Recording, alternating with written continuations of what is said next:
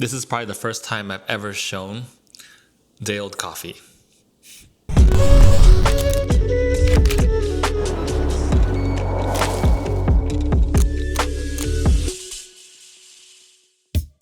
You know, it's actually still pretty good though. That's what happens when you make black coffee, because there's none of that sugar or anything else in there.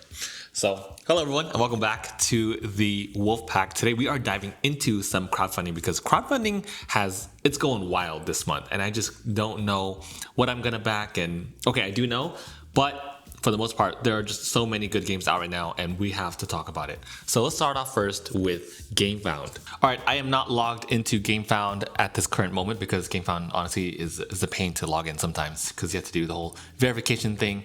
Whatever. Point is, we're looking at Black Rose Wars Revised Edition first. Now, you know how I feel about this game. Obviously, I am backing this one, and I'm definitely getting the all-in version for this, because I don't have any of these components for the base game or the original edition. And if you want to see my full thoughts on it, I'll go ahead and link that over here. But it's such a beautiful campaign. I'm so excited, and I've been following along with their updates. Their latest update has been talking about, let's just talk about their latest update, which actually is called Limbo. Welcome to Limbo. So these are apparently gray rooms, and apparently there is a lit side with like candles on and a dark side with candles off. Oh, they can change sides many times during a game, either by filling them with instability as usual, through quests, events, spells, and so on. How fun! Okay. And then one of the rooms is called a clock room. I hope they talk about what the actual effects are in that room. But then next they also have a School of Light, which is included in the tenant box. And I think this is like one of the add-on things that you might get by backing the project and everything. This entire crowdfunding video is not sponsored or anything. And then we also have a new School of Magic called Lux, the School of Light. It looks like there's some sort of IR QR code that you can scan too with the cards. That's pretty interesting. And then there's also a new mage called Sarzadori, the Ritualist. This one has roots in ancient magic. See, here's the thing with Black Rose Wars that I've been talking about in all my reviews, and that is they have so many foundations for having these mages being asymmetric without having actually any asymmetric abilities. For instance, this one for Sarzadori, his ability is Death Knell. When you are defeated, it activates a trap, and you can summon an Akabadora. I don't know what that is, but it sounds like it's something you don't want to mess with. And afterwards, it activates immediately. Or the other effect is you can target a room where an Akabadora is located. So that's fun, because if you already have one out, it can still be activated instead of summoning a new one. Or if you maxed out your summons, you can still have one activate. And then it inflicts damage, 2 damage, within one range of that target. And then whoever suffered damage from that you can also gain one of their trophies. Yo, that's crazy. That's a very, very strong ability. Plus, for Death Knell, the Akabadora can be summoned in anywhere on the map. So that's a pretty strong ability. But again, these are character cards, and you only add character cards. You have one added in the very beginning of the game, 1 out of 7 chance to get it. You get another one during the next phase when that opens, and then the last one at the end of the phase. So cool if you draw it. I want an ability that you have access to the entire time that makes these mages truly asymmetric. When I'm logged in, I also have been participating in these votes, which is really interesting. So for this one, it says, the fate of the lodge is in your hands, Magister. Choose to see Ephialtes' true power in action for the first time, or choose to allow Malumbra to take cruel revenge. I've been choosing all of the evil options, because that's just how I like to play games. So for me, I would have taken the second vote here. Okay, now aside from Black Rose Wars, second project I want to take a look at is the Lord of the Rings, The Confrontation Ultimate Edition. I wonder if companies will ever consider making shorter names for things that they sell, or easier names too. The Lord of the Rings, The Confrontation Ultimate Edition. Like, come on, it's a whole mouthful, people. I'm making fun of them, but at the same time, I don't even know how I would reduce this anyway, because it's the game itself with the IP and the version that it is. So I don't know how I would shorten it, but anyways, this is from Ghost Galaxy, and I've never played this game. I did look at the battle mechanics and the overall gameplay overall, and it's a 2-player game, which is fine. I just feel like I'm almost at the point where I'm like, this is a little too many 2-player games coming out all at once. We have Flamecraft Duel, we have Aquatica Duel. We have Wonderland's War Duel that was announced today. We also have the Lord of the Rings, which is a reprint of a 2-player game. And I just feel like we're getting a lot of dual versions all in one year, which I'm feeling a little bit of the burnout for. Like, I don't mind 2-player games. I love 2-player. My favorite's like 2 to 4, but it's like a little too much down your throat. Like 2-player game, duel. So now you all probably know exactly why I wanted to look at this game. And that is for this right here, the Ultimate Collector's Edition with a base and table leg sold separately for a game. So this is the reason why I actually clicked on it. One was because I love Lord of the Rings. 2, never played this game, but it looks fun. It looks very chess-like because you have 2 warring factions, and the idea is probably the same as the movie itself and the book series itself, which is of course having the Fellowship versus Sauron. Whoever gets to complete their goals first will win. I do love how both factions play differently and both have different abilities. For instance, I'm looking here at Theoden is strength 5 in Rohan and Gondor. I love that. And it's very cool because that's very fitting to the actual game versus I never knew the name of this one. He was just a bleak, poisonous character. But apparently his name is Wormtongue, the one that poisoned Theoden in the movie. When defeated, may retreat backward into an empty region. I know this is a Reiner can see this game, but I just love, it's one of my favorite things when I can see the abilities of characters translated into board game form that fits so well. It makes you feel like you're playing the character. For me, like I never designed a game ever, but I just love it when designers can tap into that point and make us players really feel like we are that character while playing the game. That's one of my favorite things to see. Okay, now the premium edition, y'all, is at $120. This one comes with a cardboard board, which is very surprising at that price point. I would expect it to be wood or something. You also have combat cards, special cards, 18 custom painted character stands. So there are no minis in this game. It's just a stand, and I don't know if you put the card into, like, I don't know if you like fit it into the stand itself or if it comes like that, but this seems really, really expensive for a premium edition. I'm expecting wood, I'm expecting metal, I'm expecting miniatures. Instead, we're getting none of those 3 things.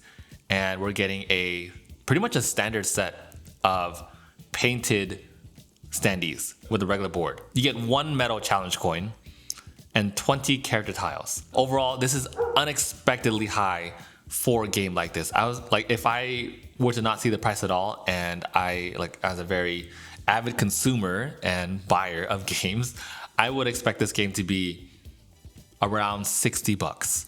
But this is double that expectation, which is a lot. And then we go into the final one, okay, the Ultimate Collector's Edition. This is the reason why I actually I clicked on this page to begin with, was because I saw the IP and this version of the game. I don't want to miss out on another campaign like this, like I did for Small World, which was my biggest regret. But the thing is, I never even, if you ever saw the Small World Designer's Edition, right now it's going for thousands of dollars on eBay, like a new one. And I really wished I was into board games back then to the point where I could have backed it, because that was a really beautiful version of the game, and Small World was one of my favorite classic games. So for that reason, that's why I wanted to click on this campaign. However, wait to see the price of this. This is insane. Okay, a limited edition, strictly limited to 1,000 exclusive numbered copies. To be honest, I don't really care about that. What is cool though is that it says over 30 detailed points of interest. So I love the painted landscape embedded into this game. You have Minas Tirith, Isengard, Weathertop, the Borrowed Downs, Bree, Barad-dûr, where all the dwarves were. You have magnetized character stands. That's cool too. I didn't know that was going to be a thing. And for the overall design of this collector's edition, it's super nice. But the thing is, I'm a little bit wary about the hollowness of the wood. I'm hoping, like, sometimes you can't really see or feel the premium quality of the wood until it's like in person, because like the worst feeling is to have a collection like this. And again, I'm not like a carpenter or anything. I'm not a specialty person that knows wood really well, but I know that sometimes wood looks expensive in photos and stuff like this, and the way like they show the gloss and sheen of it and everything, but then you get in person and it feels all hollow and kind of cheaped out, and it's like, yo, I wanted a premium quality wood, but everyone has a different version of what they call premium. So I really wish that there was more coverage on this, like in person. The video didn't really show too much about like exactly how the wood was. But for the design, I love this whole drawer system of the game, and each side, I think this is the coolest part about the box design, each side actually has a scenario from the movies. And then the price of this collector's pledge, I'm not even joking, $2,199. That is without shipping and also without tariffs for everyone in the US. So that is wild. For the very, very low price of 1 month's rent in SoCal, you can own this game. Or if not, do stretch pay for $366.50 per month for however many months that is. Or 7 months worth of $366.50 per month. Those are insane numbers. Honestly, for something like this, if I were to just gauge like what this would be, I think my maximum for a game like this would have been like $750 at the most, especially if it's something that is going to get played as often, because now you're going to the territory where, like, for me, like, I'm not a shoe collector, and the reason why I mention that is because I like shoes are meant to touch dirt. Same with games. Games are meant to be played. And when you have a game at this price point, it's not even like I would be tentative and scared to even touch any of these components without gloves. So bottom line for me as a content creator, this is something that I would love to just film and showcase to people, but I would be very wary about playing with this because that's a lot of money. Biggest point of question of how things were priced here is that the standard pledge has pretty much the same thing as the premium pledge, and the premium pledge is more than double what the standard pledge is priced at. So $50 for standard, $120 for premium. The standard has the same exact standees as the premium, except the premium is painted. And because of that, you have to pay $70 more because the standees come in a box. I'm going to keep my eye on this one, but I don't really know where I'm going to be at. So what do you all think about the Lord of the Rings campaign? Is this something you're backing? Are you getting the regular standard edition? Are you getting the premium pledge? So I would love to hear your thoughts about this because I don't want to miss this campaign, but at the same time, it's like I have to because this is wild numbers. Okay, the last and final game I wanted to take a look at for Gamefound is called Champions of Rokugan. They have made 856,000 euros for this game. And honestly, it looks like a lot of fun. It's in the same world as The Legend of the Five Rings. For me, I was instantly captivated in it because I love the theme. And I also love this idea of asymmetric clans, which obviously sounds super fun. Plus, there are also elements involved too with air, earth, fire, water, and their fifth element is void, which is kind of like a shadow element. That sounds like a lot of fun. I love the artwork.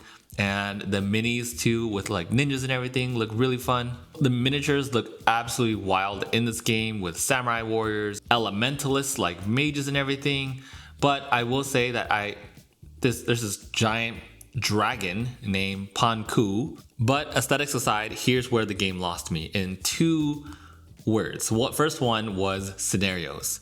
And as soon as I heard scenarios, I was like, dude, I don't know about this one, because then you look at the map and it's like there's so many different types of territories and everything, and it's like how long is it going to take to set up one scenario to play this game? That's my biggest worry. The second one is that I actually looked through combat from a first look at the rulebook. So let's go ahead and take a deep dive into the rulebook real quick. I went straight to page 24 of the rulebook looking at combat, since this is something that's super important to me. This isn't fun, then what's the point of having all these crazy army-like miniatures? We're looking at combat, and combat looks really cumbersome. So there are 10 steps to combat. You choose your target, and then afterwards, you determine if there is a numerical superiority. Then you start the combat, and then you calculate the number of dice to roll. Then you roll dice. So that's like ultimately the only part of action in combat, which is just rolling dice.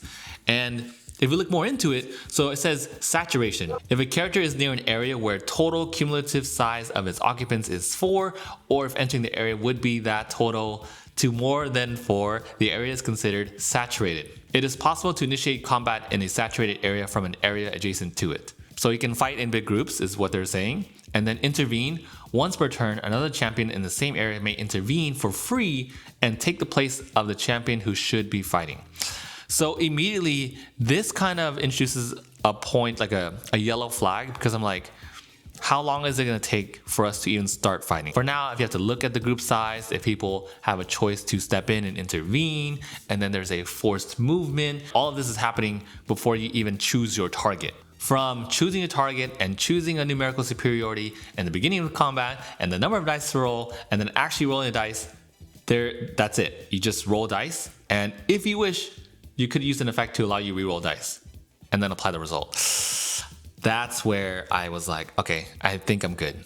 So this is the reason why I'm not back in the game, is specifically because of this page. Page 24 like lost me. I think I was hooked when I saw the maps. I was hooked when I saw all the miniatures and the theme overall. But then if we narrow it all the way down, combat doesn't sound fulfilling at all. And then scenarios too, for a game like this, I thought it was going to be competitive. But if you're having scenarios and potentially a cooperative game, like I don't know how I feel about the payoff for something that could be really cool.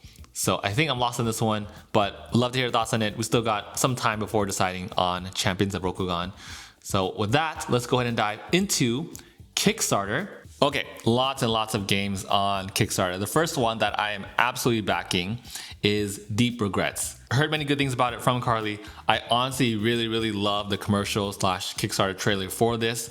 The overall theme and the premise behind you are fishing and you don't know where you're gonna catch. I haven't had a fishing themed game just yet. And it sounds like a game that my group would absolutely love, because I love the idea behind you going on a fishing journey or having a choice to like being in a village versus going fishing and then you don't know where you're gonna catch, and the stuff that you catch are like very monstrous and dark and mysterious. So I think that theme overall sounds really fun, and I feel like it's something that is a huge talking point for my group. So that's the sole reason why I'm backing Deep Regrets and the expansion for this. So I'm going all in for that one. And then to continue on with water themed games, I also wanted to back Endeavor Deep Sea, the Uncharted Waters. So I've never played the original Endeavors, but it's one that I've always wanted to play. This is like on my list of games to get as soon as I have as soon as I have finished with my current Shelf of Shame.